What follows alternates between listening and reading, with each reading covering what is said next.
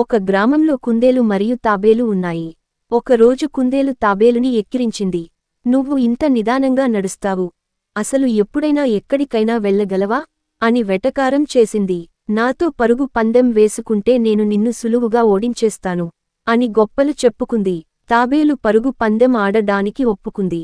నిర్ణయించిన రోజు కుందేలు, తాబేలు పోటీ చూడడానికి అడవిలో జంతువులన్నీ అక్కడికి చేరాయి. కుందేలు మహాధైర్యంగా, గర్వంగా పందెం జరుగుతున్న చోటుకు వచ్చింది. తాబేలు అనుకువగా, వినయంతో పందెం గీత మీద ఉన్నది.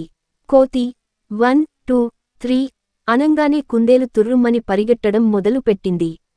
కుందేలు నిదానంగా తన స్టైల్లో నడవసాగింది. కొంచెం దూరం పరిగెట్టాక కుందేలు వెనక్కి తిరిగి చూస్తే తాబేలు ఎక్కడా కనిపించలేదు.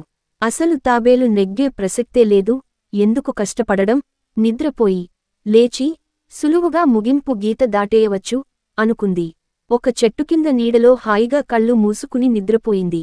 కొంతసేపటికి తాబేలు తన పద్ధతిలో అదే చెట్టుని దాటింది. నిద్రపోతున్న కుందేలుని చూసింది.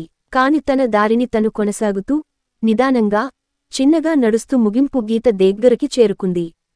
తాబేలు ముగింపు గీత దగ్గర ఉండగా కుందేలుకి మెలకువ వచ్చింది. తాబేలు గీత దాకా చేరిపోయిందని చూసి వేగంగా పరిగెత్తింది.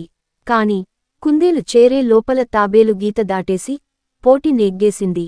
చుట్టూ ఉన్న జంతువులంతా తాబేలుని చప్పట్లు, పొగడ్తలతో అభినందించారు.